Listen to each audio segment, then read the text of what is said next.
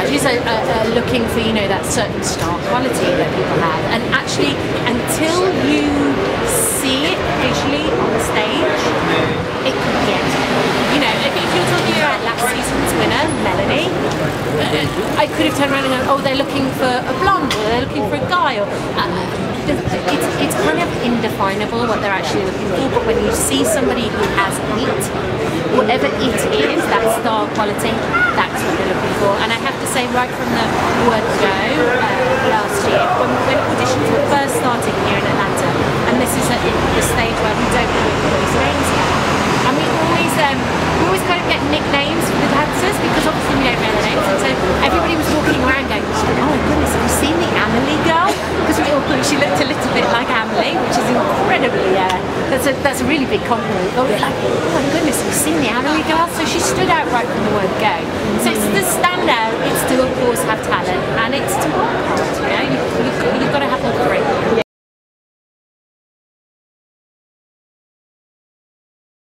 I think it'll actually really heighten the level of excitement, because now of course what's going to happen is from the beginning of the show you know who's in danger, so it's going to add a whole other layer of jeopardy to it, which I think will be really interesting for the audience at home to watch. Very, very exciting, and it also ups the ante for the dancers as well. But I mean, just from last season we had a hugely successful season with Lady Gaga on the show, and Jessie Tyler Ferguson, and Katie Holmes, and it's like we want to carry on building on that level of excitement, and that's what we hope to do, is surprise, delight, and entertain the audiences. It's got to keep evolving all the time, because if you're just going to turn out the same thing, it's going to lose its momentum.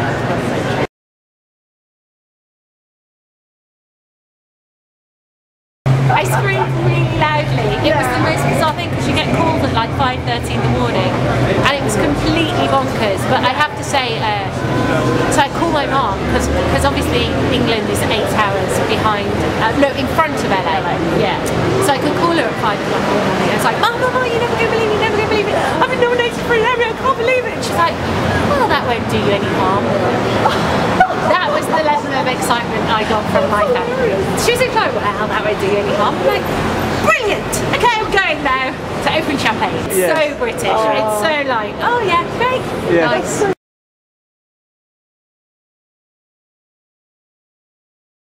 I recently went back actually for Christmas, which was lovely, and I think I'll probably go back again in February at some time, because I've got some work to do over there. But I didn't get back as much as I'd like to, but I had a lovely Christmas. It was like with all the family and all my friends, and then we had an amazing New Year. There's a hotel there called the Savoy, and they do this thing since the 1930s called stomping at the Savoy, and they have like an orchestra, and you wear black tie and dance and drink champagne.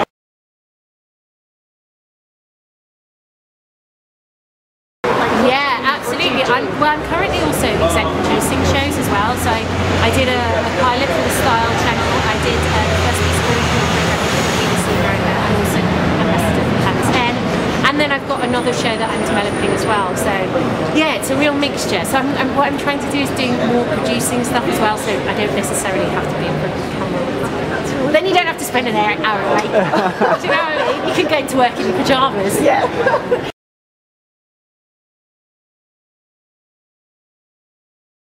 Yeah, I mean, absolutely. You know, it's always one of those things where actually everybody who works on the show is very much, our door is always open, and that's everybody from Nigel to the producers to all the choreographers. We're very much, you know, we're very aware that you're putting people into this extraordinary situation, and you've got to give them the tools to be able to deal with what you're putting them into. You know, it's like a hot house. And I mean, we want to also feel like the show is a springboard for them, so if they have any questions about business, contracts, new idea, whatever it is, we always want them to feel like they can come back. And I always have my 4DG Live barbecue as well, which is getting bigger and bigger by the year. It started off because it was like, you know, I started on season 2, and there would just be like a small collection of people there, and I'd be cooking hamburgers. And now we're going into season 9, and suddenly like my house is full. It's out of control. And it's a bit like going to AA or something like that, because they're literally like, hello, I'm Melanie from season 8, and they go, oh hi, I'm Joshua from season 5. It's like all that kind of stuff. So but it's really cute. So yeah, they all come over.